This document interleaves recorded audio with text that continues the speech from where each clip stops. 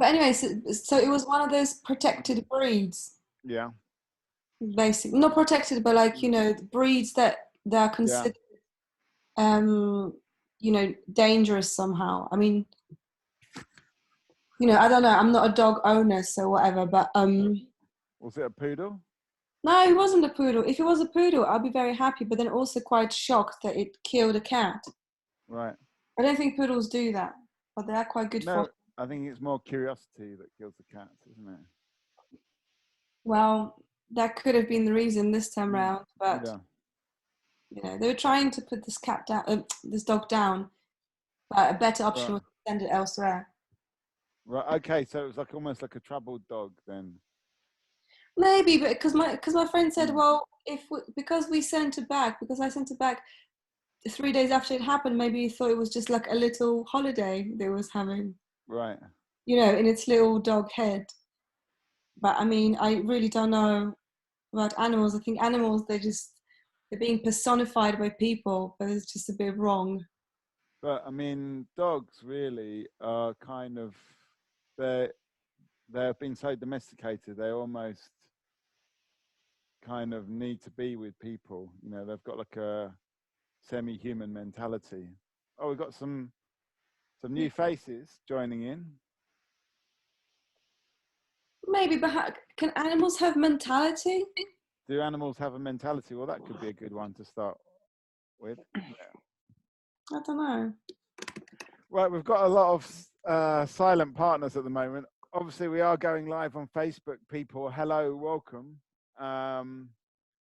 But at the same time, it would be nice to see your faces in this time where we don't really get to see the faces of our friends. So yeah, I would encourage those who are in the lurking in the shadows. Oh, we've lost Chris somehow.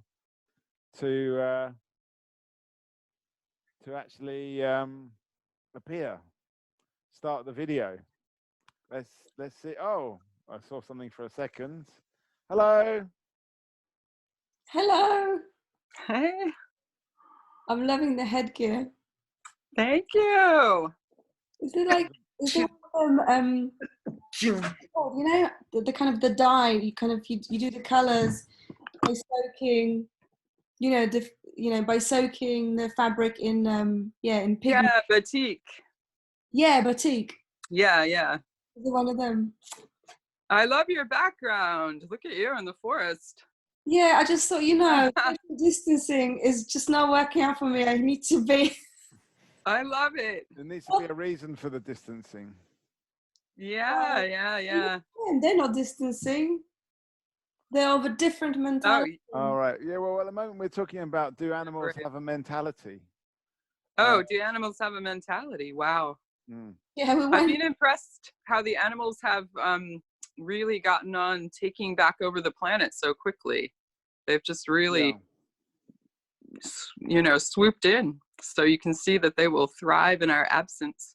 Yeah. My friend Rewilded, I'm not sure how it's said. Oh, right, yeah. Rewilded had a garden, and she had foxes hanging around, which doesn't seem like a strange thing in London. But this fox brought its 3 little babies with it, and they're just like frolicking. Oh, wow. And like, when do you see that? Like, it's never. Oh, that's amazing. I saw a Do fox fox cubs have a special name? The fox, I mean, I don't know. Do they call them? Mikey, you would know this. Do fox cubs have an actual name? I think they're just cubs, I think. Are they cubs? We are in a library today. If we had some of the people from the library, maybe they could look it up. If only there were a reference section nearby. Yeah, exactly. I mean, in a way, we've all got a reference section. I could just quickly find out. I think it's fox. I think it's just fox cubs, to be honest. Theory.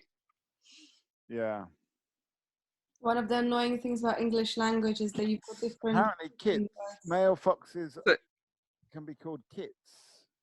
Kits. Ah, yeah. Kits. Interesting. A vixen and a kit.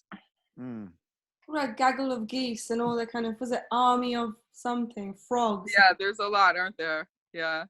But why is it? Where did that come from? Can't I it? think it's because the English, the island of Britain was conquered so many times, or had so many visitors from different places that it's an amalgamation of many different languages at once. Really, that's why it's good for writing, though. There's like so many descriptive words. You can put things so many different ways to mean the same thing. Yeah. You reckon? Because I often think. I mean, okay, maybe my opinion is based on like pop songs mostly. Mm. But when you like at some point I thought that if you kind of put together, agglomerate all the words used across all pop songs in English language, you're probably gonna like come up with a list of maybe 200 words, and that's it. Limited, really? Oh, wow. About English language. How funny.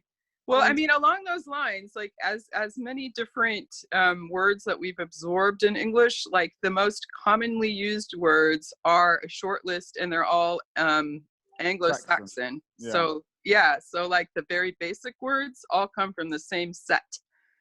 But then you can like have all these different variations if you want to, I guess. Apparently, oh look, we've got Oh, wow. the Wikipedia link. That's not me, by the way. That's Rick that's posted that up there. Thanks, Okay. Rick. No, we know, but what are we learning? Oh, kids. Oh, they're so cute. Winston Churchill used to use a lot of Anglo-Saxon words. His "We will fight them on the beaches." Oh, right. Yeah. Only contained one word that derived from French, which is surrender. Every other word in that entire speech was an Anglo-Saxon word. He showed them. That is interesting. Wow. Say that again. Just one word was Anglo-Saxon, or the opposite? No, one word was French derived, Norman. And the rest was Anglo-Saxon. Yeah. Yeah, our very basic words like table, wife. Yeah. It, the really basics of English are all Anglo-Saxon. So the skeleton of our language is really Saxon, and then all the posh, fancy words, like words like posh and fancy. I don't know about posh actually. There's a whole long conversation you can have about the reason for posh. Apparently, it's not quite correct. Right, I heard it was apocryphal. Yeah. That it was from the Raj, port out, starboard home. But apparently, posh is from before. The word posh comes from before that time of steamers going to India and back. Yeah, but it is interesting. I mean, there are even Indian words, but there's not an Indian language, but language, from the languages of India, we've even absorbed some of those words, like pajamas, which is a big word at the moment. Yes, that's a great one. Which one? Pajamas. Pajamas, yeah. Pajamas. Yeah. Shampoo. Oh, really? Shampoo as well. Yep. I think it's originally with a CHAMPU, but it's the washing of the head, shampoo. It's from an Indian language. I'm not sure which one, but some cleanly guy brought it to London. Yeah, everyone's like, "Wow, this dude's washing." Like, what a concept! Yeah. I've kind of almost gone sort of pre-Raj in that respect because I haven't washed my hair for a while now. But it doesn't seem to me. Yeah. I mean, I guess going back to that time, like London was a very smoggy, dirty place with lots of coal being burnt, where you need to wash your hair quite a lot. I sort of feel with the lack of pollution now, you don't really need to wash your hair so much. Good try, Mr. Wynkoff. I actually invested. I've done something out of character, and I actually bought expensive shampoo. I mean, by expensive, I mean £7 for a shampoo. That does sound expensive. Pretty expensive.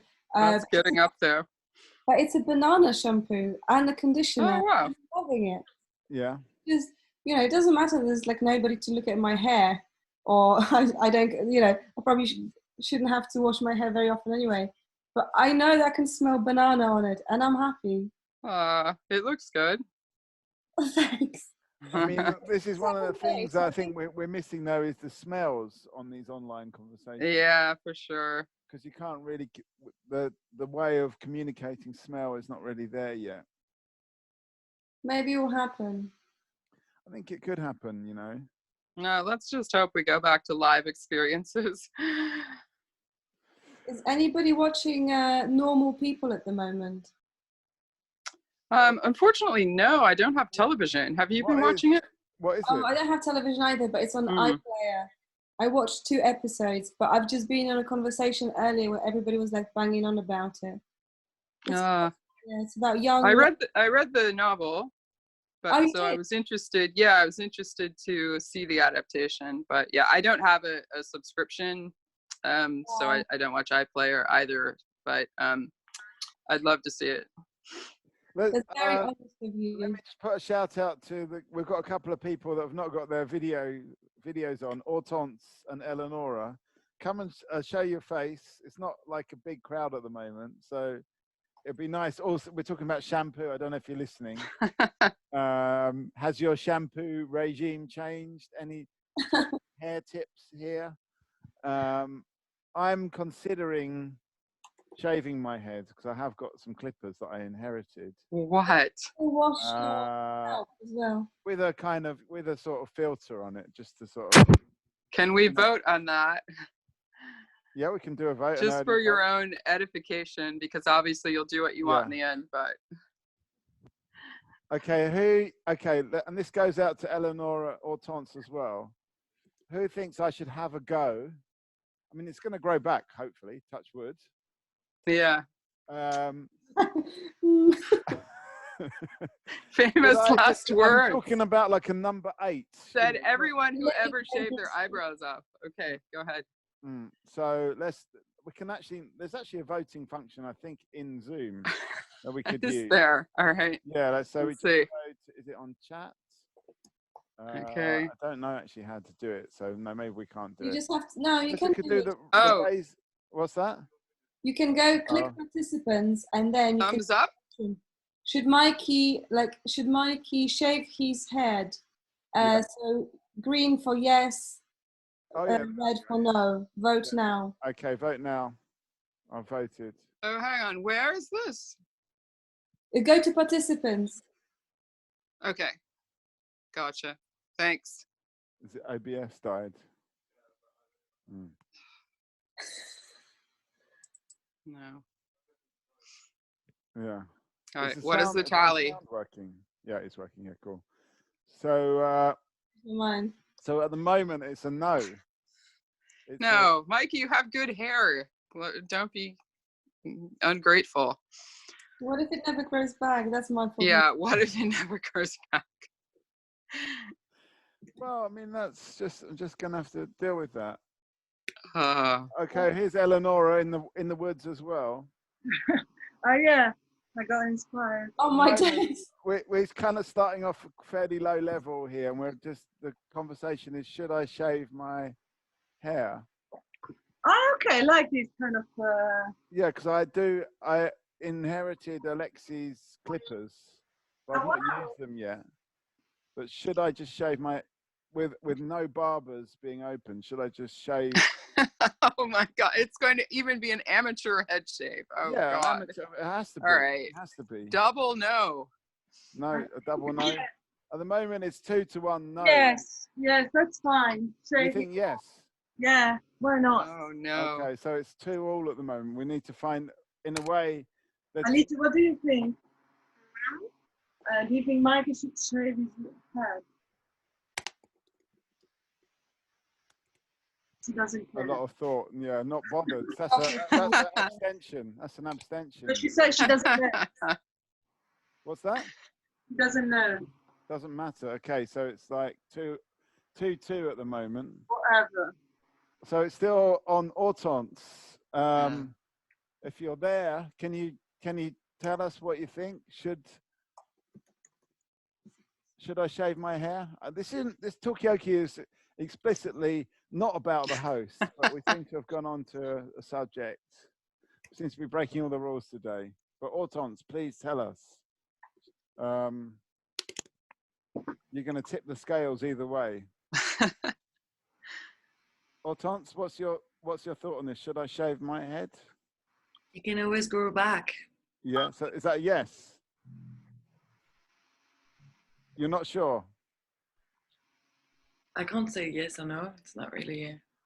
Okay, so we're still on 2-2 at the moment with 2 abstentions. 2 say yes, 2 say no, 2 say doesn't matter. So I we'll think just you might be mistaken for a white supremacist if you shaved your head. And Really? what a mistake would that be? With a Yeah, shirt like- big mistake, but hey, with first a shirt impressions. like this? That's I quite don't true. think so. Anyway, where are we Can going you to go with this Can you conversation? ever undo the first impression though? Because I'm pretty Yeah. I'm pretty sure that I have met people and I was like, oh yeah, I think that, and then I changed my mind. I mean, what I could do, I mean, that's the thing is you can't press Control Z or Apple Z for probably all of the people on this stream. You can't undo a haircut, but you can undo Photoshop. So maybe what I should do is try it on Photoshop first, see what it looks like, and then, You just have a look at your old Ah, the magic. shaved your Yeah. head already. see literally behind the curtain now. At the Emerald City, no less. Yeah. I think the Photoshop idea is very prudent. You should do that. Yeah, as a sort of, in Yeah. a way, that's a kind of maybe even one of the one of the hot visualizers here can actually Yes. can actually show me what that's like. I mean, I know it's like the most egotistical image I've ever requested, I have to say, but maybe I don't even need to do it myself. What would it be like? Can I join in on the visualization? Yeah, you're gonna have a go as Yeah, well. maybe we should all test what we would look like Yeah. with shaven heads, because Yeah. let's say shampoo becomes a shortage item. We all have to go that way. Yeah. Well, I mean, definitely access to hair care has been an issue. Mm. Be it shampoo, be it hairdressers, be it barbers. That it leads us to kind of do our own thing, I suppose. Well, it's an interesting question, isn't it? Whether Yeah. the grooming industries are essential, because that's been like in all the American states, like each state has interpreted that differently. And that's been one of the hot issues, is like the barber salons and hair salons. I mean, in what states is hairdressing essential? Probably Texas, I imagine. You can probably guess. Yeah, Texas, top of the list. Yeah. California, I'm sure they were like, biting their nails, but they debated it hotly and decided no in the end, because health won out. But I'm sure everyone in LA is crying. Is that what in Missouri? Yes. In Kansas, no. Yeah. The next door neighbors, the region I come from. Okay, so there's going to be some cross-state hairdressing. Yeah, nipping across to risk your life to get your tresses done. Yeah. I mean, but do we know whether the hair is not creating like a subtle electromagnetic field that shields the virus from your okay, is it a protective magnetic field as well? Yes, some Kundalini yoga thinks the hair is a sort of antenna system. So if you cut, you might be more vulnerable to. I don't know. Maybe no. Maybe cut it and we'll see. Yeah. Well, it could be like you could be risking a lot, is what you're saying. This hair could be. I mean, it's not that long, but maybe I need a bit. It's some kind of microbial filter, I suppose. I want to ask non-men around the table. Would you shave your hair? You mean? Because I think those not identifying as men. Oh, I would never shave my head. No, never. Why? My hair is such a pain, especially in London, because every flat I rent has inadequate bathroom, it seems. But no, I've never given up. I mean, like having hair. Subscribe to this thing that there might be some kind of antenna, the hair, some kind of connection to receiving signals. No, but I do get world. cold, so Yeah, it's more about heat than any kind of aerial. Trapping the heat of the head, yeah. Okay.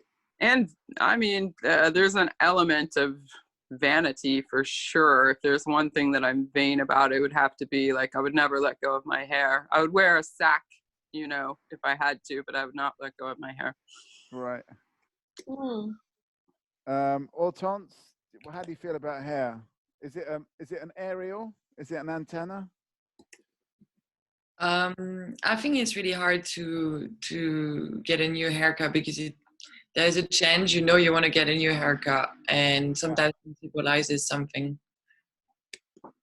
I'd love to shave my hair, and if I do that, it's really a victory. Yeah. Well, you can borrow my clippers if you want to. So what's holding you back, Hortense? Now's the time, actually, because you can just put if it doesn't work out, you can just put a filter onto your Zoom chats. No, but I wish someday I will actually interact with real people every day of my life very soon. Which I am actually. Interacting with real people. Oh my God. Sorry, I mean in real life. Yeah. No, I know what you mean. No, what is stopping me? Well, I think it's so comfortable. It's really hard to get out of the comfort. It is hard and it's a duty, but it's not a priority duty as well. Yes. The hair, I mean.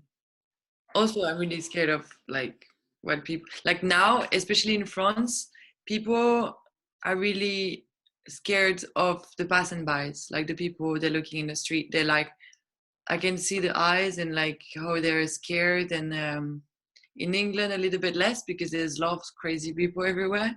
So yeah. Good. But in France, it's like if you don't look normal and having hair is quite close to society, then you'll be marginalized, basically. So they're a bit less accepting of like what is beyond the normal. That's really funny because in Poland, for instance, majority of men have got shaved head. Really? I think it's also something genetic. A lot of Polish men kind of have receding hair. You know, they just lose hair. That's just. Yeah. It might be because they're blonde. I think blonde men tend to have thinning hair as they get older. Right. Yes. Something to do with that. So actually, seeing men shaved, it's not an uncommon sight. In fact, if you've got like a longish head, then you're being frowned upon if you're a bloke. And what about women with shaved heads? No, that doesn't really happen much. No. Sinead O'Connor, the standard bearer for this, I would say. Natalie Portman also looked great with a shaved head at one point. Yeah. I think it's that Rebel film. What was that called? The people that rebelled. Does anyone know what I'm talking about? Yeah, I'm not sure. Was it a recent film? The one that everyone wears like a mask for when they protest. Oh, V for Vendetta. Yes, she had a shaved head. Yeah. She looked great. But she's Natalie Portman, so she could probably do all sorts of things. And also, isn't she Jewish? So she's got a naturally beautiful skull. Is that a trait of Jewish people? Well, apparently, I mean, apparently. All right, Mikey, maybe I'll recast my vote. Yeah, no, but apparently Jewish people have got a slightly more protruding, back of the skull. I didn't know that. Well, they shave at parents. Have you seen like in very Orthodox communities? There's this Netflix TV show called Unorthodox that I really liked. Have you heard about it? It's yeah, I actually live in an Orthodox Jewish neighborhood, so I kind of see that. Yeah. That's research for you then, Stacia. Yeah. But I know that series that you're talking about. Yeah. Anyway, and they shave her hair, and she actually looks a little bit like Natalie Portman. I made research on like shaving heads. Actually, there are 3 different reasons why people would shave their hair. There's the military reason. There is the skinheads, like also maybe Polish. I don't know if it's Polish, but everywhere like I've seen that a lot in Athens for like what to call it, extreme radical party skinheads. And the third reason would be, and then there is more woman, it's like affirmation of like not being attached to the physical appearance, represent as a gender or whatever, and just being like, obviously some people are more gifted than others. When you're skinny and young and have a pretty face, it's obviously easier to feel good with a shaved hair. And there's people that have trouble with their own body. In French, you would say you're not feeling good in your skin. Then having shaved hair wouldn't really help, obviously. But yeah, there's the three reasons. Well, maybe you're not feeling good in your hair. We've got a new face to this hair discussion. Ellen's joining us, but Eleonora, you've got your hand up, which is very polite. Yeah, I mean, I have had like really long hair as well as really short hair according to different phases of my life, and then they come back, you know. And when I have like shorter than these, like I have now, let me show you, I get, I feel a bit more like a man, like psychologically. So it's kind of like, this is maybe a bit shorter, I'm still kind of female. But then when I go much shorter, it has an influence on my self-perception and also like my mental health, or the way I feel like I am, like how I identify, or in terms of gender. Maybe because I look a lot like my brother, then I kind of feel a little bit more like in terms of gender towards identifying more like a man. But that's not like a stereotype. I actually really feel more malish, and then that has in a kind of an effect, kind of chain effect. Did you find when you had shorter hair, did it help you career-wise in any way? Your mentality, for example, did you feel like you were maybe more focused and more assertive, or anything like that, that are, you know, traditionally masculine traits? Well, yeah, maybe I was accused of being more bossy because I had short hair. Which, like, yeah. The hair, the more bossy, or you know, I could, but then generally career-wise, you know, I keep really long hair when I want to appear more normal and I'm female and I want to pretend that everything is okay, and then it's more like if I need to be dynamic but female enough but not too much, or you know, kind of still in control, then I need to have that kind of short hair like this, so, you know, more or less up my shoulder and my ears. But when I go like more punk and stuff, yeah, it's different. So hair is saying a lot about where you kind of fit into the world, and hair as normal, I think there she is about now, you know, where hair fits into normal. We've got a couple of new faces. We've got Ellum. Hello, Ellum. Somewhere she's redone her flat, I can see from the last session.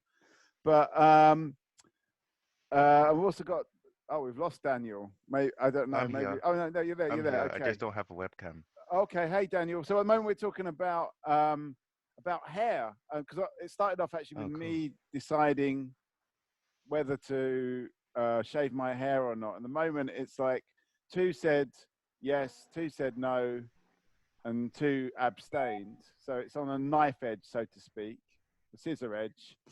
But then we started talking about hair, and you know, most of the people here, a more female crowd today, and the hair length is all about how normal you feel in your world. It seems that's what I'm getting from it. Like the shorter your hair, the less normal you feel, but maybe you're seen as a bit more bossy, a bit more kind. I don't know if it works the same for men or, but anyway, that's where we are right now. But this conversation could go anywhere. We don't know. let me bring Ellen into this. Have you got a view on this? Have you? So you were saying that shorter hair, it makes you feel more, people are a bit more assertive when they have shorter hair. Is that what you were saying? Yeah, that's what it seems to. I mean, not me, definitely not me. But I mean, Yeah. Daniel, have you got a view on this? Well, if I had my webcam, you would see that I actually have like really long hair. I have I have dreadlocks. Right.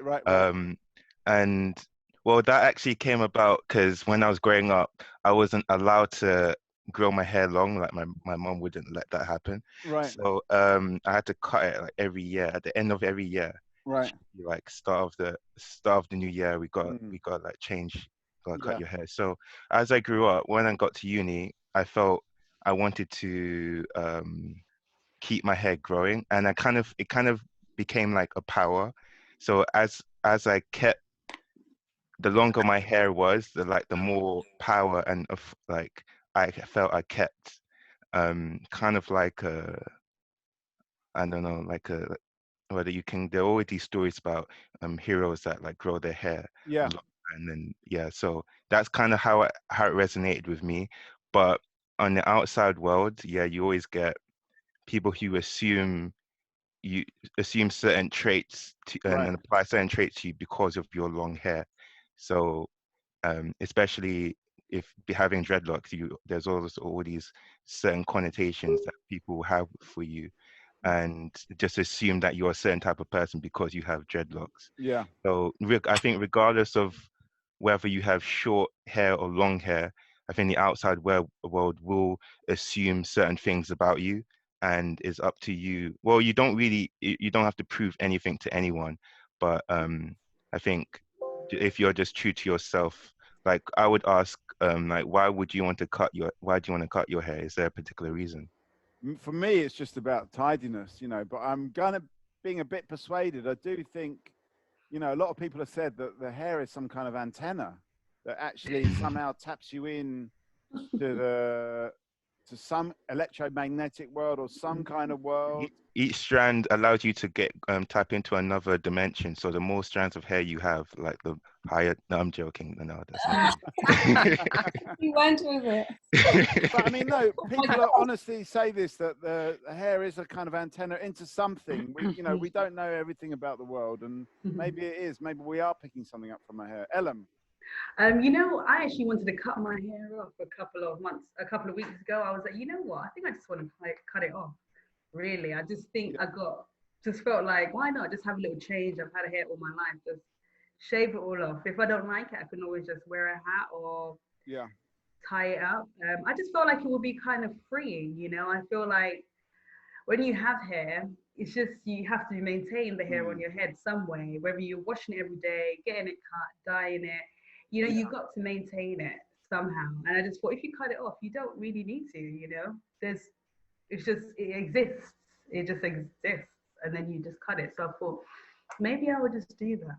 I'm still tempted to just like cut it off, but I don't think it's going to suit me. That's the main issue. Have you tried it before? Have you felt? Never tried it before. Right, so it'd be a first time. It will be a first for me. It will be a first. So you're not, because one of the things is, do people perceive you differently when you've got short hair? I think people would definitely perceive me differently. Yeah. People perceive me differently when I have this compared to other hairstyles. So, I think it will be interesting to see how differently people perceive you when you dramatically change your hair.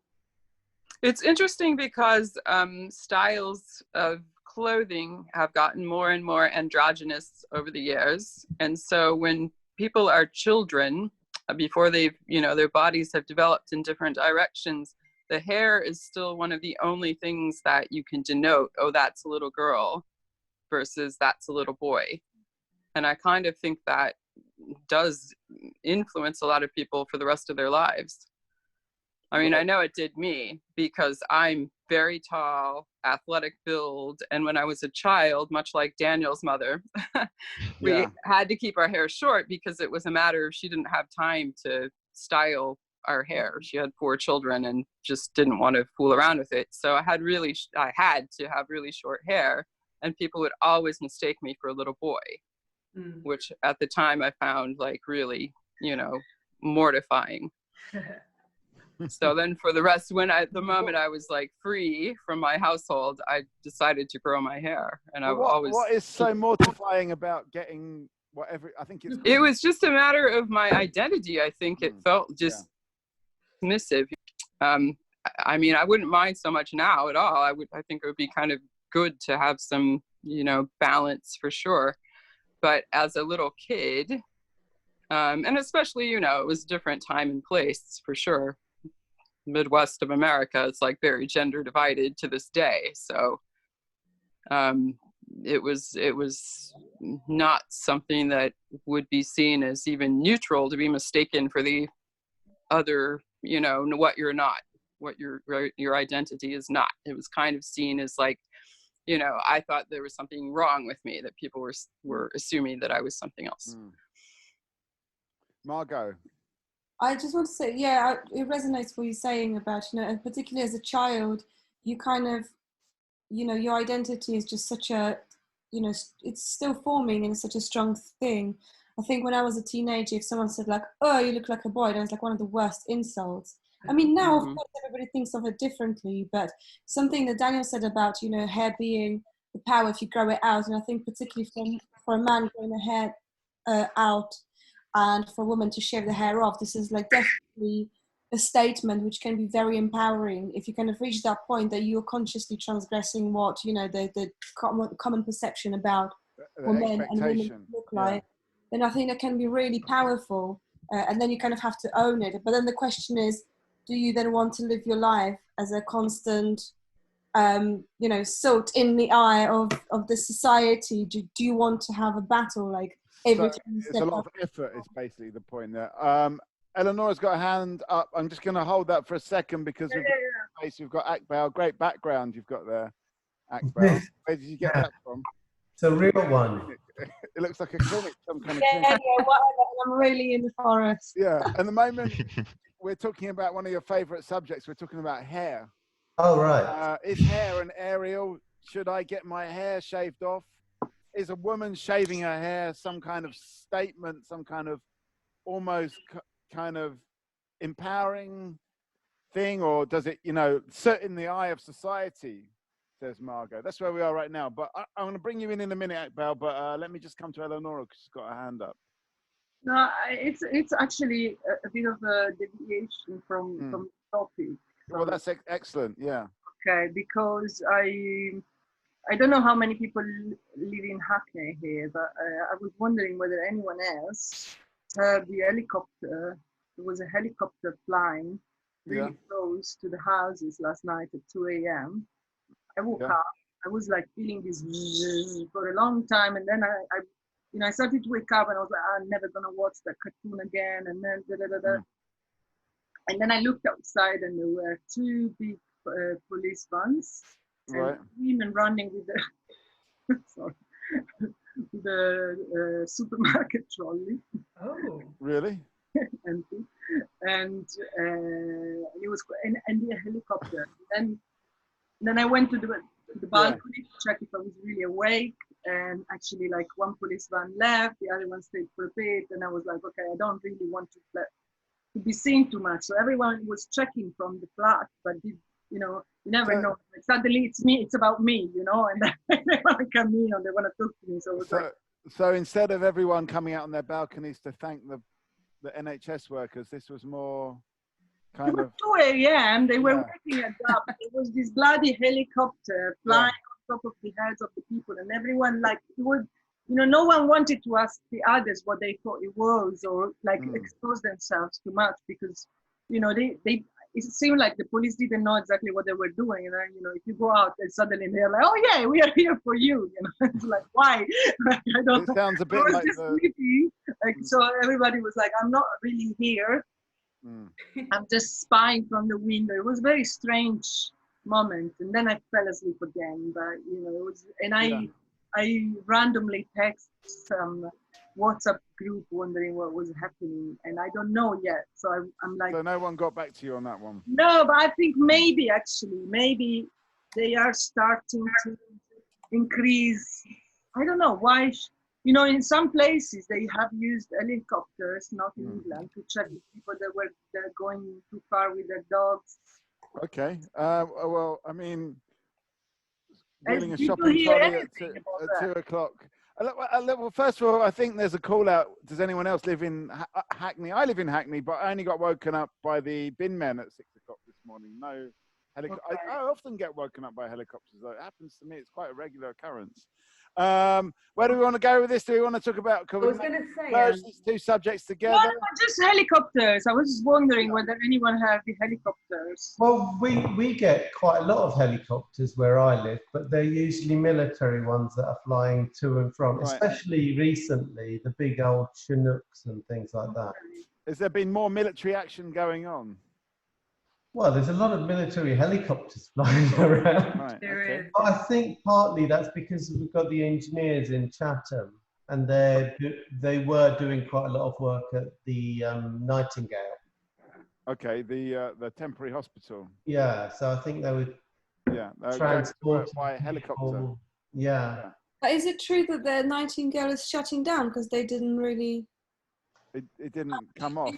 It's not shutting down as such, from what I understand. It's going to be kept on standby because, you know, this is a situation that's still evolving. It's going to be a year, maybe more, before we don't need it. So yeah.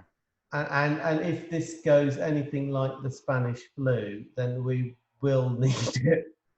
Right. Okay. So it's just under wraps at the moment, ready to go. Any other Hackney dwellers want to report on that Hackney?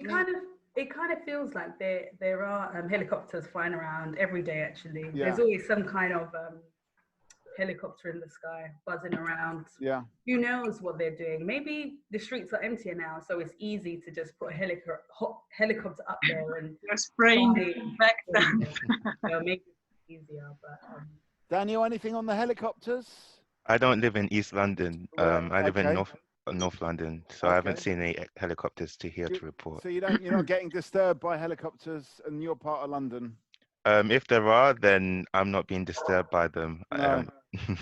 But I doubt that they're enforcing any kind of lockdown issues. I mean, where I live in Hackney, you know, sometimes it feels as though, you know, we're not in the pandemic. It feels like there's not an issue going on. You know, even today, there was two joggers. One of them decided to just spit on the floor in the middle of the street.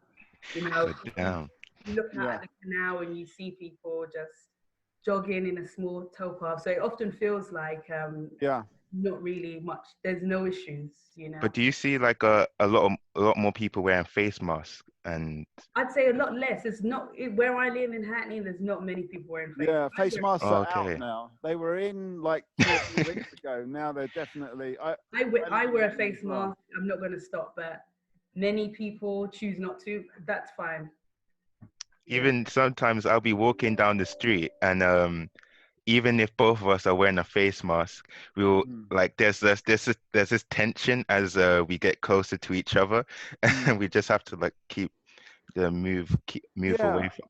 It's quite tense. But, I try to like stop breathing when I pass people. And yeah. you know what I mean? And then if I'm running past someone, I'll definitely make sure that I'm holding my breath. But I noticed being on the walk yesterday that people don't do that. The runners, like they're really huffing. It's like, that's fair enough, mate. You're tired, I get it. But just think about it. You could have killed people. Exactly. And I just wonder whether people are just so fed up with hearing about do's and don'ts of this coronavirus. Fuck it, I'm just going to live like normal. I don't care anymore. For me, I feel that perhaps it just doesn't affect them. That's what I think, you know, just seeing you know, I was with my sister today when the gentleman spat on the floor in the middle of the small street. Yeah. And you know, he just said to her, "Leave me alone, I'm jogging." His girlfriend put his middle finger up at both of us. Oh gosh. Had things to say. So I just think it just doesn't affect many of the people who live in Hackney right now. It doesn't affect them. So that's why they can just jog you know, crowd the canal path and not wear any face, bump into each other. Even the other day, a jogger decided to, there was an incident, so there was some blue tape out, and a jogger decided to lift up the blue tape and run underneath.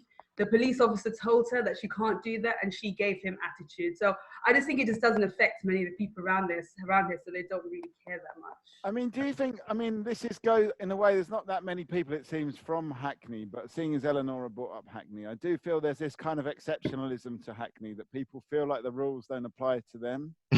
And because I live actually on the same canal that Ellen's talking about, and like my bit of the canal is like a little tourist thing. It's like a little beach almost.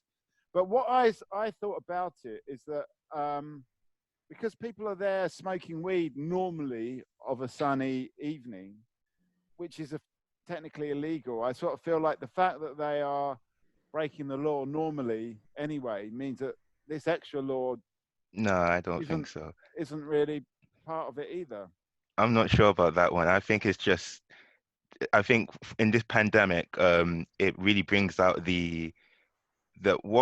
how people really feel about their community. That's how people will act during a crisis like this. I think if you're naturally an arsehole, then during a crisis like this, you will show yourself to be an arsehole. Because this is a type of virus where like it doesn't affect the person. This is more about like how you react to your community, because all of the protections are to protect us from protect everyone else from like what we could be carrying. If it was a disease where if you catch it and you have symptoms, then you're a danger to yourself, then people will be more like individualistic and like protect themselves. But with this sort of disease, you need to wear a face mask to protect yourself from the people in the community, and a lot of people don't have that community focus. So if they don't show any symptoms, they're like, oh, why do I need to wear a face mask? I don't have any symptoms. Even if they don't think about the fact that spitting on the floor could have harm to someone else in the community.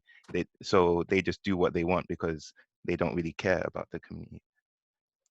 But then another person would be fine. They would protect themselves. I don't really want to go on about Hackney, but there's also like just a couple of meters away, the homeless people sleep under the bridge and outside the train station. And I just think, I mean, you know, I don't know. It just, anyway. Are they still there, Ellen, or have they been taken in? No, in Haggerston, there's still homeless people. They're still there. Yeah, they're still there, you know. Even today, I saw like two guys just sleeping rough outside the train station. So, you know. That's not good. Yeah. So, I mean, what do people think about Daniel's point that does this show in a way the communities that are less individualistic are going to protect themselves a bit more? Is it just like... well, I live in the Orthodox neighborhood, as I mentioned before, in Stamford Hill. So that is borough of Hackney, but more north. And it is interesting that is a very communal group, but they are also quite insular. So it's always been that, you know, they're great neighbors, you know, I have to say. They're very, you know, orderly and relatively quiet and keep to themselves. Do you get cheesecake? Yeah, it's great food. Yeah. But it is interesting how during this, you know, pandemic, first of all, they didn't really receive the message because apparently they weren't listening to the same media broadcasts as everyone else. So then, unfortunately, one of their main rabbis died, so that got the message through. Right. But even after that, like, I've been rather dismayed that people are going on like nothing's happening. And just like, you know, children are playing from different households all over the street as usual, mixing. People are going to the park, which is where I go when I, you know, can go out for the sunshine or whatever.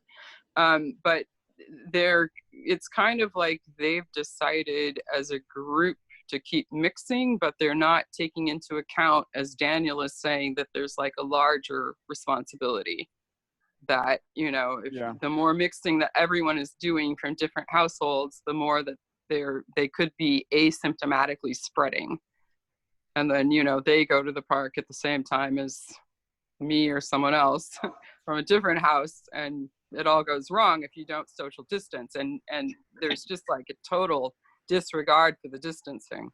Even in the Springfield Park, where there's plenty of room, people are strangely like not, you know, not giving way.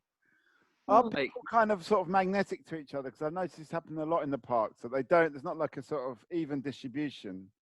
right, yeah, like why, I mean, it's not just Springfield why Park. still, you know, clinging to this path when there's all this room? You know, why do I always have to be the one that goes 2 meters out of the way when you're approaching? Like, come on, let's kind of spread out a bit. Elam. Akbal mentioned the Spanish flu, and I worry that, you know, maybe I'm just overthinking this, but I worry that, like, as the numbers fall and we kind of depersonalize those numbers in a way, as the lockdown lifts, I worry that, like, you know, I feel that people, it seems to me that people don't really respect the rules in a way. So I worry that once things ease, people are just gonna have no regard for space, you know, respecting other people's space and stuff like that. And I worry that, like, at the end of this year, next year, we're still going to be, you know, we're just going to have the second wave of the virus. You know, I do worry about that. Perhaps I'm just overthinking it. Perhaps I'm paranoid, but, you know.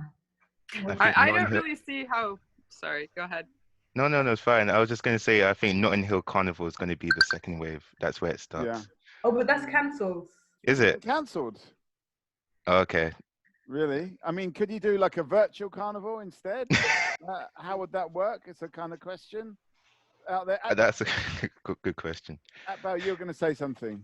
Yeah, so with regards waves and so on, it's I mean, I think that there will be a second wave all in this country and around the world, but if we stay in some form of lockdown, then we can hopefully maintain this first wave. But I mean, how long are we going to need to stay in the lockdown before we've maintained the first wave? Until if we want to flatten the curve, which is the idea, this what's it, squashing the sombrero thing. Yeah. Okay. The idea is to continue that until there is a vaccine, which is realistically a year and a half thereabouts away. But will governments or businesses support that? Because it's already been like I don't think it's been 2 months and people are already starting to lose their jobs. Oh yeah, I don't know if the economy can sustain it for. Is that what you would want to happen, Akbal? Do you think that's the best course of action? You've got to prioritize the economy or human life. And if you prioritize the economy, then you open up again in a few weeks and just let, 250,000, maybe more people die, I think. Okay, so you're saying... I think that's what America is going to do, actually. Yeah. So I guess we'll get to see how that plays out. Yeah. I don't know if America's going to do it because each state has its own little policies with regards locking down things. So yeah, they're all kind of at this point, I think, capitulating, though. I mean, even California, which is the most liberal socialist state that we have, is opening back up. I mean, they're doing it gradually, but they just can't sustain it economically. So they're going to, I think, sacrifice the people, really. So we're talking about human life on the one side, economy on the other side, one or the other. We've got a new face. Let me just say hello to David. Hey, David, how you doing? Let me unmute. You have to unmute me. No, you are unmuted. Okay, I'm all good, thanks. I just arrived to the meeting, and I don't know if it was advertised for 3 o'clock. I received it as advertised at 3 o'clock, so I'm a bit late. No, we've been going for an hour already. Yeah, I saw that. But anyway, I guess I'll come to the next one because I need to go and see my nieces for her birthday. Okay. she's in France. She's in Normandy, but she's having a virtual birthday. You're not supposed to see people. I'm not supposed to do what? To see Go and people. see people. To see people. Yeah. Anyway, so basically, I'm glad that you're doing it, and I'm very please. Okay, can I just plug my things in again? We're having Explaining Cinema on Saturday night from 7 o'clock. Just log on to explainingcinema.org and go to the live section. Okay, put it into the chat. David, put it into the chat. I'll do that. The chat, the text. No problem. Yeah, I'll do that. Thank you. Okay, so at the moment we're talking about, there's a few things. There's the thing about the hair and how important hair is in all of this. But then also there's this thing that we now sort of moved on to. How long are we actually going to be in this lockdown?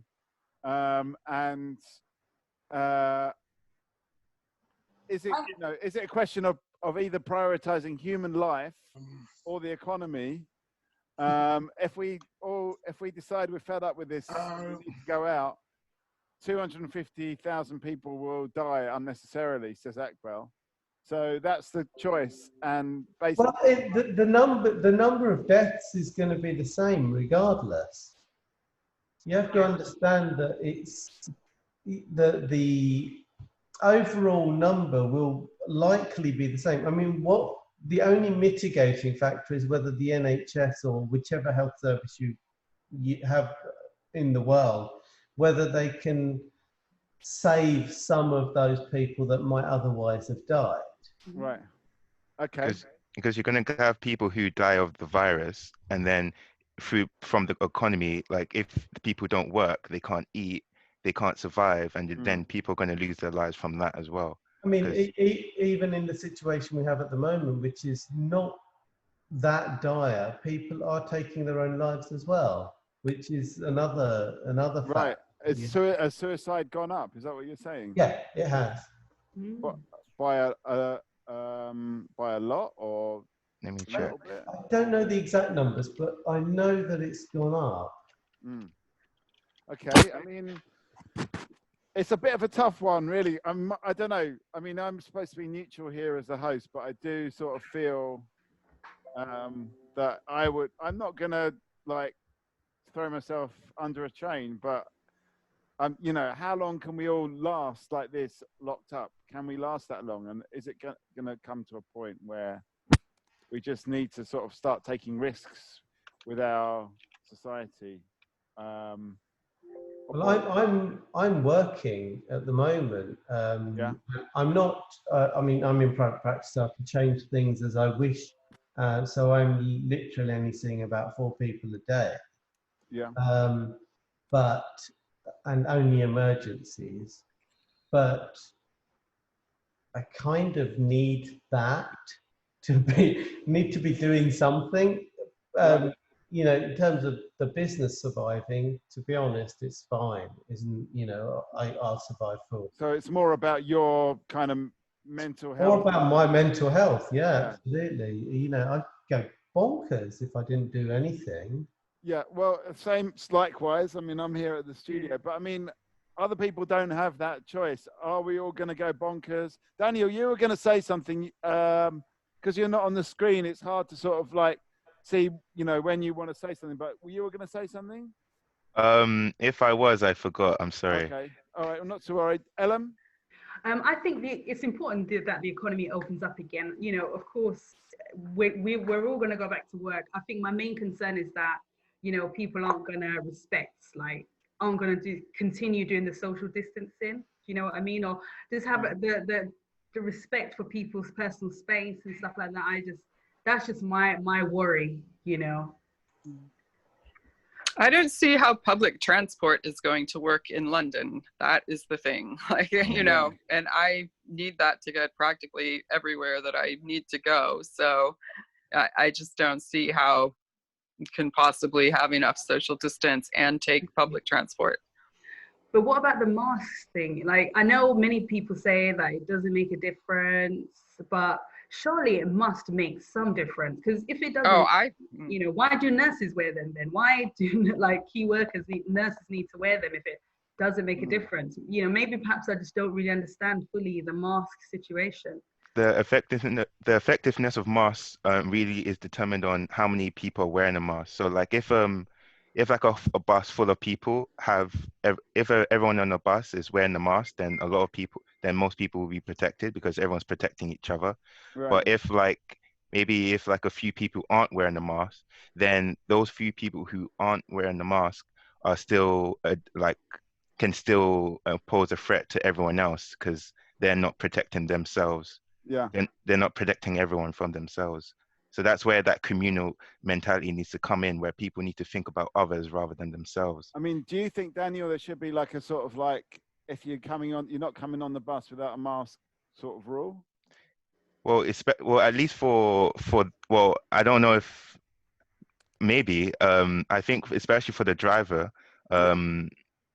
especially for everyone, not just the driver. Yeah. So I think it should be if you're going to use public service, then I guess it would be nice for people to respect the rules. And why not? People should have to wear masks if they want to get on the bus. Let's be authoritarian. Let's put our foot down. Well, I mean, Germany's mandated wearing of masks on public transport. Yeah, I think it's very sensible. I think it's, should err on the side of caution, and a mask is not an expensive item. It's just a matter of sourcing one, really. Okay, so I think we're all agreed there. Masks on. I've got my mask here. Yeah, I have to say, I feel like that is what's really making me uneasy, just walking around and just not seeing people wearing masks, seeing little children run around me and stuff, and I think that is really what's making me uneasy, to be honest with you. I'm in the supermarket, and I understand the supermarket workers, they're not wearing masks. Fair enough, they've got their reason, but seeing people like talking really closely to them without one. I mean, I know many people don't really think that this is a real pandemic. I know people still think that, the figures have been inflated and people are just being dramatic, but I don't know. I'm uneasy when I'm walking around, so that's why I just like to go out before 9 a.m., get back before 9 a.m., or go out at nighttime so I can just avoid. So you're actually avoiding the most of the day, basically. Just being out. Yeah. I have that luxury, though. I have that, privilege to do that. Many people don't. Okay. I had an argument with someone who didn't believe Corona was real the other day. I guess. What do they think that it is? I don't know. He would just say there's no Corona outside, and I was like, what about the people that are dying? And I was like, and he was just to be honest, like the whole day he was just waffling with a lot of things. I don't know if he truly believed it, or if I was the only one of the few people who would actually challenge him on his statement. So he would just be, whenever I asked him a specific question, he would just bounce from one topic to another. Well, I mean, in a way, it's kind of impossible to see. So it's even with the Spanish flu, they didn't actually really have that understanding of what a virus was. They thought it was a bacteria. So it's hard to actually, it's so small, it's hard. Okay, but I think, we're all walking around with mobile phones and using computers, and we're accepting that science. So you can't just pick and choose which science you're going to accept in life. I don't have much patience with that. Thank you. Okay, well, we need to get this guy on the show, obviously. Oh my God, that would be hilarious. And then we'll just try and reason it out with. I say it's a guy. Can you text him? No, yeah. Only a guy. Well, actually, no, I shouldn't say that. Yeah. I was listening to a program. It was about the Spanish flu, and they were saying how when that started, obviously science wasn't. People didn't know how it spread and whether it was viral or whatever.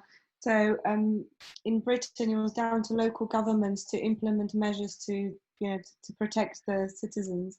And apparently, Manchester got away quite lightly in comparison to other areas, because the person, that's the bit I forgot, but the man who's in charge of those implementing those restrictions, he was really progressive, he was really forward thinking, and he somehow also had got hold of a printing press. So he printed lots of posters, put them up everywhere, and telling people to isolate, which they did.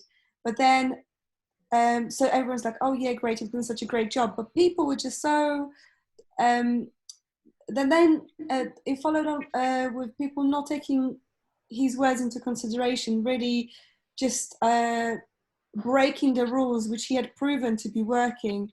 And I think he was trying, really, he dedicated his life to improve the conditions of living of these like ordinary people. But in the end, because he could see that he's not succeeding, he committed suicide. He literally took an overdose and walked into the whatever river or port or somewhere in Manchester, and he just drowned, because he was like, you know, obviously we don't know what he said, what was his last words, but he was like, literally, I may be right, but the crowds are not listening. It's so fucking stupid. What's the point? Oh my god. I feel so bad for this guy. I'm actually going to look up what his name was. Okay, have a look and throw it into the chat. But I mean, there's a great deal of conspiratorial stuff going on as well with regards to this, and they're just it's quite disturbing how some of it is essentially just a racist. And I mean, the whole idea that this is some Chinese invention, and it's just quite disturbing how many people seem to think that somehow the Chinese government or military decided that they would create this virus and unleash it on their population just to see America suffer many, many years, you know, many months down the road, if it ever got there. It's an odd strategy to have if you're a military tactician, to unleash a weapon on your own people in the hopes that it will eventually get to your enemy. You know, fair enough. If you wanted to damage the West, would you not just unleash it there? The logic behind these conspiracies. So you're saying there's a lot of conspiracy theories out there that don't really add up. None of them add up. I mean, what tends to happen is that you get a lot of things, a lot of small things that are true, and then they come to wrong conclusions. So I mean, because like for the virus, that it was shown that there is like a lab in Wuhan where I think that's where they do a lot of like medical tests, and there's a lot of well, I don't know the extent of what they do at that Wuhan lab, but it's really close to the wet market. So so while it is true that there is a lab in Wuhan, people come to bizarre conclusions. They join the dots in a way that makes the most sense, I suppose. I mean, every country has research facilities that hold those, you know, category 4 types of microorganisms. We have a facility like that in North London, and you know, it just happens that Wuhan has one of these facilities there. It's not necessarily the case that just because it's there, it was released from there. It's just a bonkers. And there's this other idea about 5G and 5G, yeah. Oh God, I had one of my patients ask me about it in this must have been in February. And he said, "Oh, I've heard this rumor about 5G and how it's spreading the virus." And he said, "Well, Wuhan's had this 5G since they switched it on in November." And I said, "Well, London switched it on in May last year. Why did it just suddenly start in London?" And there are a lot of countries that don't have 5G yet, and then exactly. And it's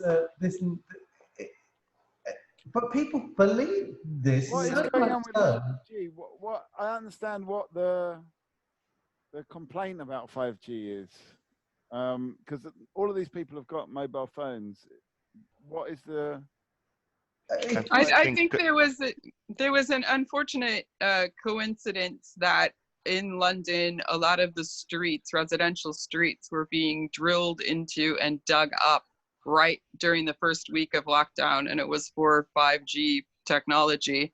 And so, you know, it was that much more in people's consciousness that this technology was being implemented. And it just added credence to this kind of crazy connection.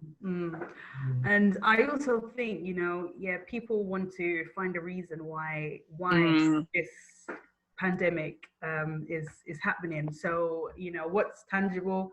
The 5G, you know, people have always been skeptical of the G. I don't know what you call them, whether it's 3G, 4G, people have all, since mobile phones were created, people have been skeptical about it and concerned about the radiation waves and everything. But I think now, you know, when 4G came out, I just don't feel that social media was what it was today, and I don't think WhatsApp was what it was today. So now, you know, if there's a conspiracy theory, people can really share it in their WhatsApp, because they've already got 4G to share it, I suppose. And I also think as well that, like, you know, now you kind of get, well, I don't really know how to describe it, but, you know, people are burning down those 5G towers, and it's a performance. When you burn it down, you know it's going to be filmed. You know you're going to get a lot of likes. It's going to get shared. So, you know, I don't know. I found that there was some kind of performance involved with, like, oh my gosh, burn it down. You know, arson for the likes. It's a kind of Luddite sort of thing, in the sense of like destroying technology. Or using technology to share their what they're doing. Using technology to show their destruction of technology. Somehow that's not ironic at all in the world we live in. I don't know. But yeah, where are we going to go with this? I mean, we started off talking about hair as aerials, and now we're talking about burning down actual aerials. I want to find out from people, like, what have they changed? Have they changed in any way? Have their viewpoints changed in any way? Are they doing things differently, you know, than before lockdown? Like, how have they changed during this period? I am going to go around and ask everybody that, but before doing that, I want to ask you, Ellen, have you changed? Are you a different person now? No, I'm the same person. I feel like I'm more skeptical of everything now. Yeah. So just higher skepticism. Yeah, unfortunately. One thing, okay. But I feel more grateful, actually. I definitely feel more grateful. And what are you grateful for? Just many things. Yeah. Okay. Well, let's go. What makes you skeptical? Is it like just things that you hear, or like people, or? I mean, you know, you got this. For example, you know, reading about that scientist today and how he had to step down because he was flouting the lockdown. I'm just like, what is going on? Anyway, but many things. Yeah. So there was a scientist. What's going on with this scientist? You know, maybe someone else can fill us in. I'm over it. Anyway, let's just. Oh, I think I read about it this morning. Yeah. Well, Daniel, just while you're online there, have you changed since the lockdown, and what aspect of you has changed? Are you doing things differently? Anything like that? I guess I've become more. Well, I don't know if I've changed per se. I guess it's given me the time to. Well, I've been reflecting a lot more. I've been more patient with like myself, and also with my family, I guess, because that's who I'm in contact with. I guess it's given me the space to be. I feel more creative, because I just given more time to myself to do that. But at the same time, it's also made me realize there's a lot of things that are going. I mean, there's so much that goes on in the world that is out of your control. There's so much things, like I kind of feel maybe I had this like superhero mentality that I could, if I did the right thing, then things could change. But you're just one node in like a giant infinite universe. So it's just live your life. The forces of the universe are so huge. Yeah. It's hard sometimes. What's interesting about the creativity, you know, maybe we're going to come back to that, but let's just go around and ask people, have they changed since lockdown, and how? Eleonora's got a violin out. Have you changed since lockdown? Has it changed you? I mean, I think genuinely there's been a moment also, like I'm looking at things in Italy and I saw all the same waves of enthusiasm and stuff. And then like, there's been a moment that everyone was like, wow, that's an amazing opportunity to become some better person. And then like, you know, 2 weeks later, you're actually, you know, I'm not really feeling any better, and I'm feeling, you know, like my body aches and I've got a bit of belly and I'm feeling a bit, you know. And then in the end, for example, in Italy, you know, like there was like a famous comics who was doing this cartoon, Zero Calcare. He made like the video game COVID the Fighter, because everyone was against everybody else. So it was like the old man against the runner, and then the one like the Orthodox isolating themselves against the people partying and deciding who cares, it doesn't matter and stuff. So I know I mean, I think like obviously, of course, I feel creative. I'm an artist. I felt creative also before, but like this joke, like everyone is having a lot of time to themselves. I can barely read the notes, and I'm tuning a violin, and I'm like I'm doing the job of like 10 people alone with a kid, educating plus working full time. So you know, all these extra. You know, self. So if you've got a kid, I suppose you don't have all this huge amount. Yeah, but everybody's clapping the NHS. No one is clapping these like women who are standing, enduring like the pressure of the school and everything else, and the rent to pay, and the work to keep up, and you know, holding the whole thing together. And then you're like, are you more creative? No, I'm not. So in a way, you're just a bit more overloaded, I suppose. Yeah, I just have more work to do than before, and all in the same room. Okay, well, let's go around on this one. Let's find out. Akbar, have you changed at all? I thought I had this idea that I'd spend more time doing intellectual things. Like I've always tried to learn another language, but never really managed it. Yeah. I thought, oh, do you know what? I'll get back to learning German again. And got to about the same point I got to last time and stopped.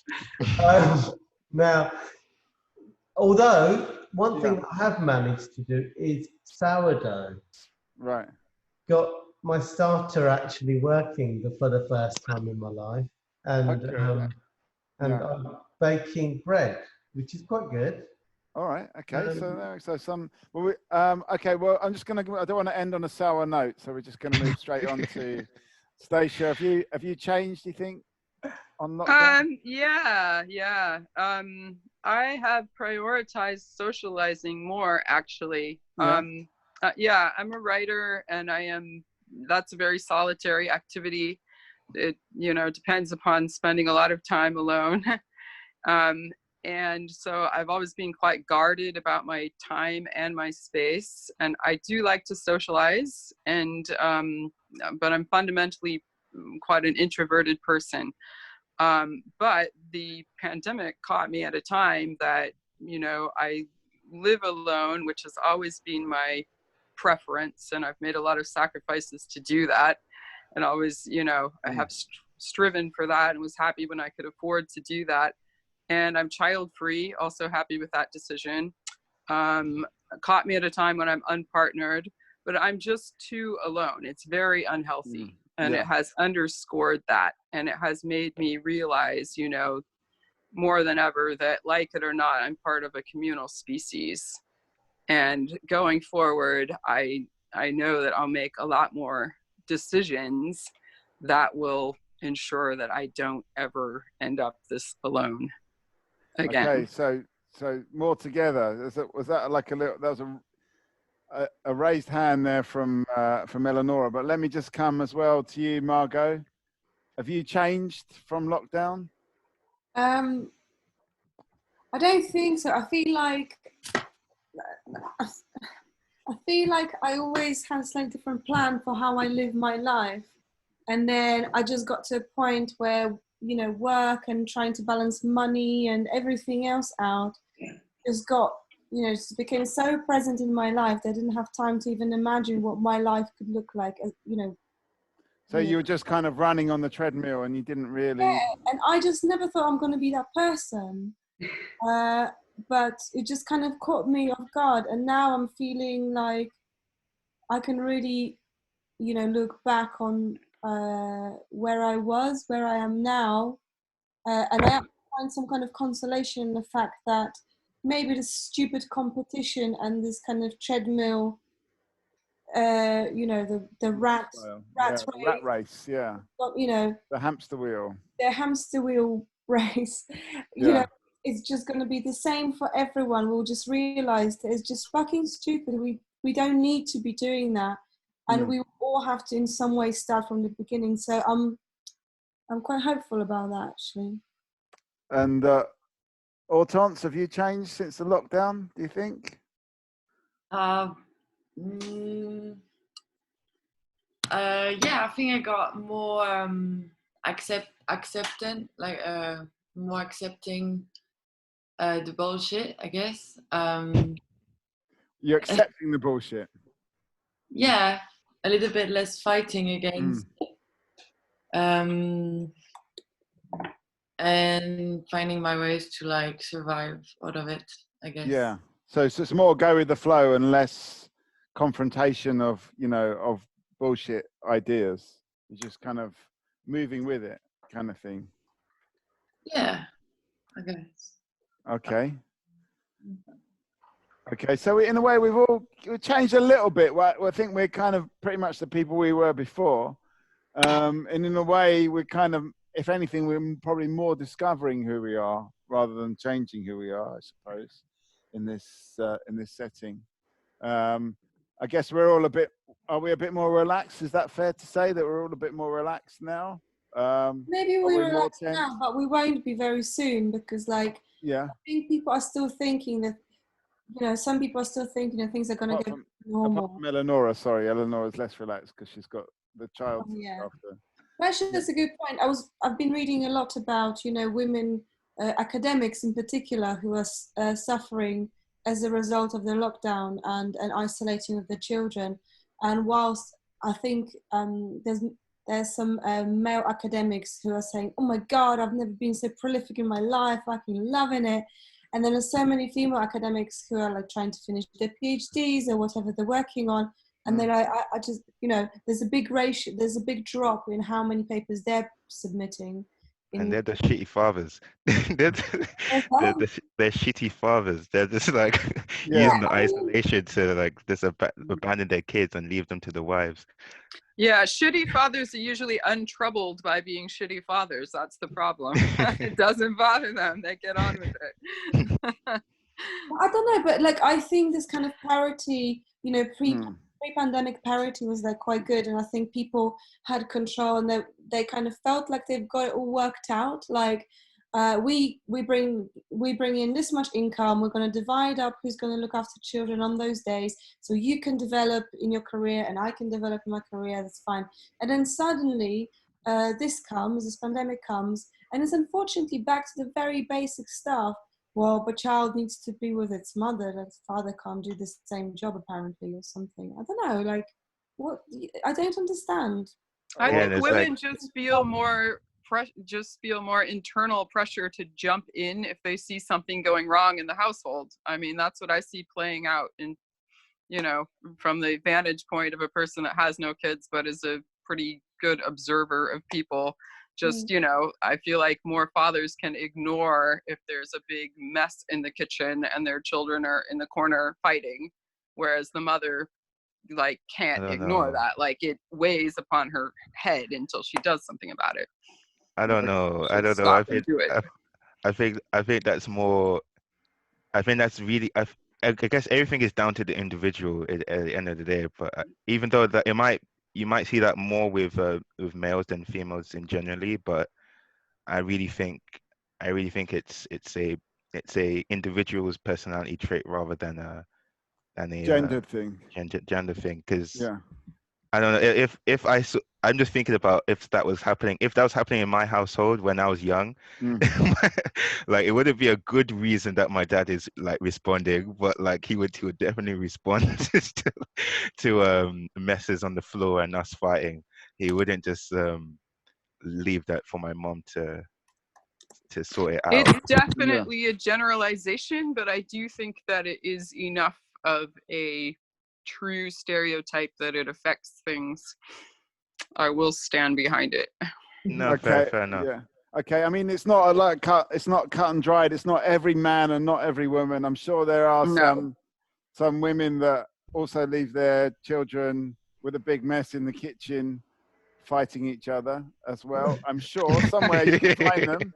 They're probably, neither of those types will probably be on Talkaoke because they're, they've probably got doing other things. But anyway, Eleonora, you've politely got your hand up. What have you got to say?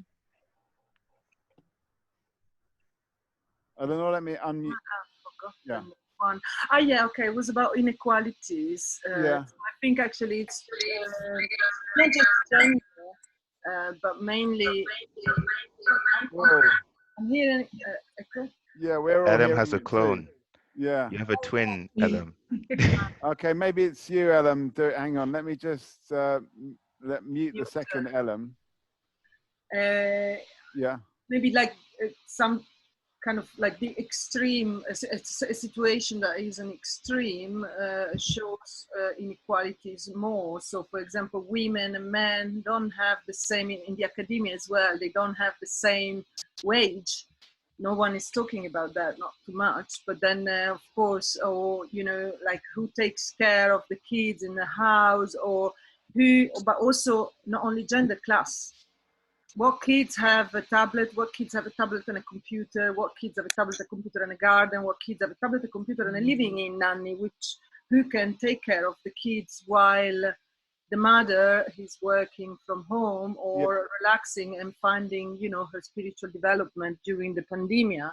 And who has, so I think there's a lot of differences that are kind of like emerging in a more pronounced way than normally, where there are some points of contact, because obviously it's not the same pandemic or it's not the same lockdown for everybody. And I guess so that could be a reflection point to bring in. I guess I'm a better person because I've learned how to tune the violin. Okay, so you've learned how to tune a violin. You've got the violins out as well, by the sounds of it, when it comes to the kids with no tablets or phones or garden. But they are there. They do exist, and it is an important thing. Well, mine has everything. Yeah. Akbel, you've got your hand up. So I think that it's a huge challenge to educate your kids at home. I'm helping my girlfriend's daughter with her studies because my girlfriend's working from home all the time, and that's prior to even before the coronavirus. She just works from home, and she has a routine. Normally the kids go off to school and then she gets on with her work, and when they come home she stops and looks after the kids. And now the kids are at home, and it's hard to do all of the studies. It seems like they get not a huge amount of work, but there are no lessons at the moment. Well, they're starting them now apparently, but they just haven't had proper lessons. They've just had essentially lots of homework. Right, homework with no lessons. Yeah. No, and it just seems very unstructured. Well, my kids are okay. My eldest at university is doing his own thing, and the younger one is he's just been told he's not got to do any of his exams, and he's all fine. Play video games all day long. Right. I don't know. It has to be a challenge for people that, I mean, fair enough, if you've been furloughed or you aren't working at all, I guess it's a little bit easier for you potentially to do the education. But if you're also having to work, it's got to be more of a challenge, and especially if you're a key worker or you know, whatever. I know that schools are technically open for them, but an awful lot of people aren't sending their kids to school at all. Okay, Ellen. I was just been reading a lot about how parents should deal with the time and stuff, and one of the things I read was that you know, people are not homeschooling their children because homeschooling is something that you choose to do. It's structured. There's a whole system around it. While right now you're trying to teach your children at home during a pandemic, so you know, perhaps it's a good idea to not worry so much about putting pressure on yourself to teach the child. And also as well, some teachers have spoken about, you know, just worry about that child's mental health because, you know, when they come back to school, trying to adjust to the school system and stuff could be challenging if you're not sort of looking after their mental health. And teachers' jobs are to, you know, teach children. I don't know. I mean, I think if I had a child, I probably would be trying to maybe not do so much schoolwork, but just educate them in many other things. I don't know. Yeah. What would you focus on? You know, I haven't thought about it really. Tell them about 5G being the cause of coronavirus. Well, I mean, I think there is a sort of argument about, you know, how to, because we all get all this information coming at us, how to evaluate that information and work out what is true information and what is maybe, you know, not so true or maybe more speculative. Yeah. How I don't know. I mean, I'm not in education. Sometimes we do Talkaoke in a school's context, and I wonder if the kids can actually do have that faculty of working out, you know, how to evaluate information, how to work out what's the most reliable, or you know, where, you know, what theories actually stand up. So my feeling is about this is that there's you know, you go to university and you learn how to critically think about these things, but you know, if you do a science degree, then it's a much more part of it. I've never done an arts degree, so I'm not entirely sure whether there's the same level of rigor in terms of critical thinking or making sure that, you know, what you're looking at is factually correct. And and bear in mind, so many people don't have that opportunity at all. So many people are just taking for granted, oh, there's an expert that said such and such. You know, what's an expert? You know, somebody. I mean, I had a row on Facebook with somebody. Oh, no. So you're not. So Daniel's not the only one then. No, but this person decided that he'd heard multiple experts tell. Whoa, who's got Facebook on? Multiple experts he's heard of that have told him that, you know, this was a man-made virus and so on and so forth. And I just said, well, I can't think of a single expert that I'm familiar with that's ever said such a thing. And he said, well, what background do you have? Well, luckily, I have a master's degree in medical microbiology from the London School of Hygiene and Tropical Medicine. So I threw that at him, and it seemed, at least for him, he accepted the argument, which... So just you saying that you've got a qualification was enough?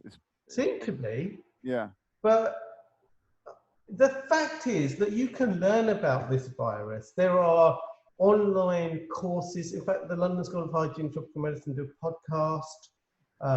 They have a YouTube channel that gives you this information, and you can. It's a trusted source.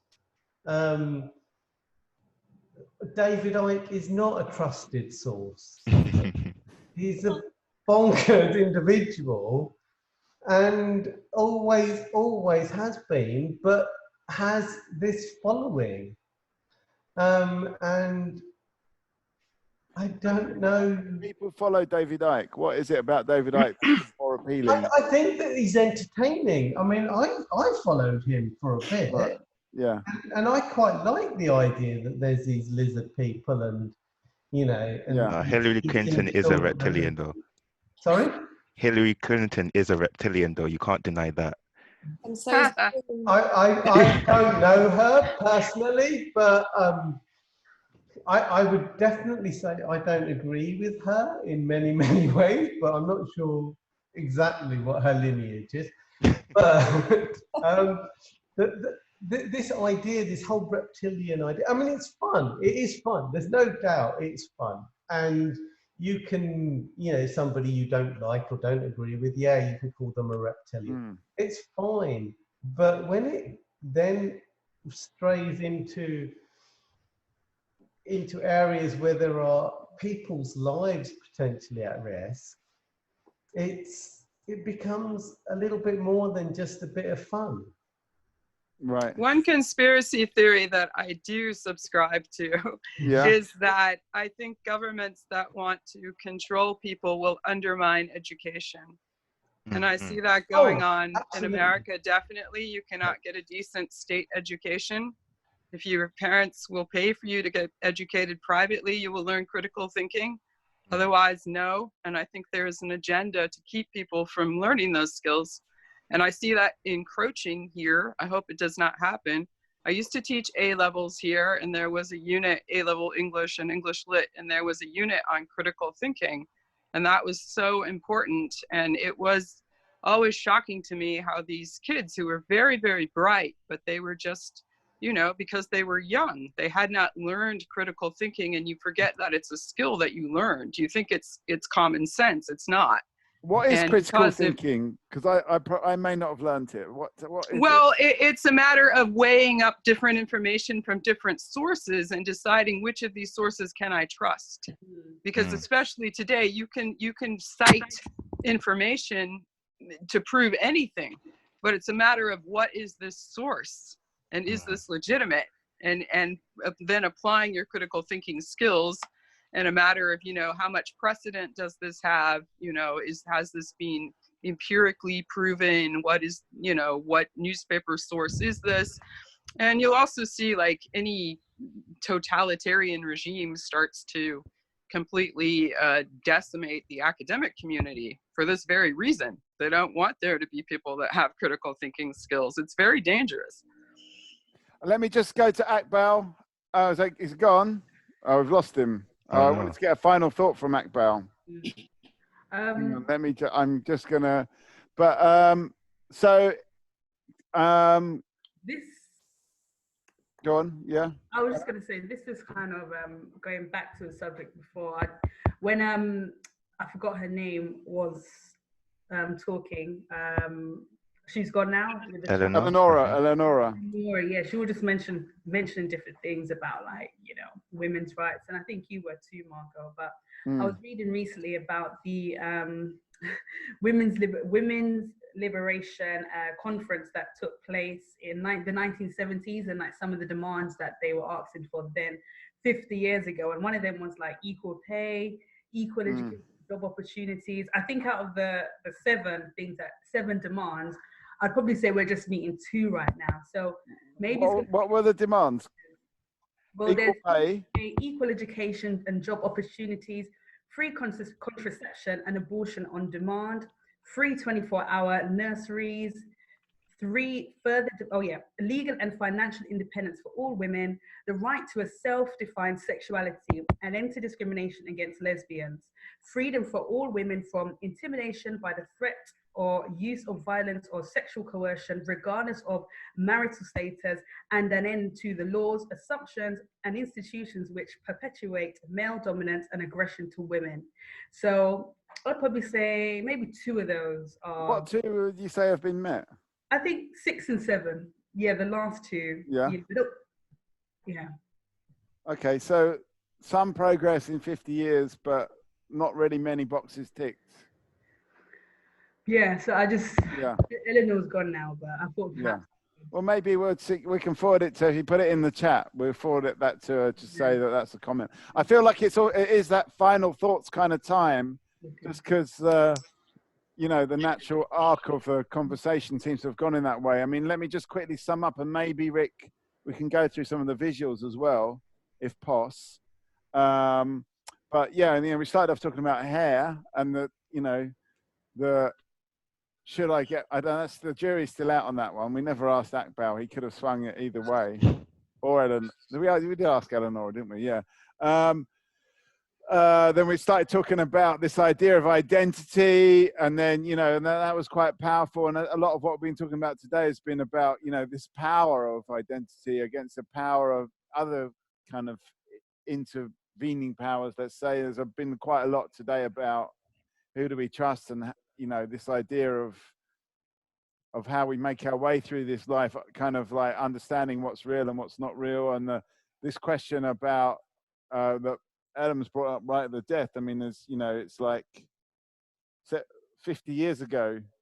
50 years ago today, was it, Ellen? Or No, it was the 1970s. Okay, so it wasn't actually even this year, but have we made real progress? Have we just lost Stacia? Do we not get a final thought from before you go, last people, we want a final thought from you. Oh, no, you're still there. You're just not on camera. So yeah, I mean, there's some of the things. Rick, is it possible to just go through the visuals that we've done, or you've done, I should say? Okay. No, just to sort of put them onto as a share screen. Is that possible? Okay. All right. I'll just keep on going. Let's just get everyone's final thoughts. Let's just get everyone's final thoughts anyway, where we've gone. I mean, we're back on the hair, on the background visual here. But let's get final thoughts from everybody. I guess a lot of it could be about this kind of idea of the arc of progress. We just assume that things are going to get better. In many ways they have. I guess technologically, we couldn't have done this 50 years ago. But have things really got better? Are we getting worse at some things? All these kind of things. It's up to you, really. What's your final thought on this one? Anyone want to go first for a final thought? Okay, Margot. I'd be interested to see whether, going back a little bit in our conversation, I'd be interested to see whether the government prioritizes economy or lives. Is it as cut and dried as what Akbal said? Do you think it is that? I mean, I don't know. Maybe the question is, you know, is the population of this country, or any country, are we just numbers, really? Numbers that think there are someone, like, you know, like the twats in Hackney, who have no regard for the other, you know, member of their community, and they do what they want. So is it in a way just teaching them a lesson, or people like that, a lesson? It's like, well, you may think you're free, you may think you're an individual, but by choosing to prioritize economy, your livelihood is going to be jeopardized, because actually you're not very important. So is it maybe prioritizing economy? Is it just teaching us something? You know, could we look at the question in a different way, I suppose? What is important and what is not important? Yeah, maybe. In our lives and in our society as well. Okay. Anyone else want to throw in a final thought? Hortense, have you got a final thought? All right. Not really. No? Stacia, final thought? Education and self-determination about hair are both power. Yeah. Is it that generic, though, with education? There's a particular kind of education, because you talked about this critical thinking idea. I mean, you know, is there a particular directions in education? I think any education is better than none. I think literacy is very important, and it's not to be taken for granted. Okay, so don't take any learning for granted. Daniel, have you got a final thought? Um.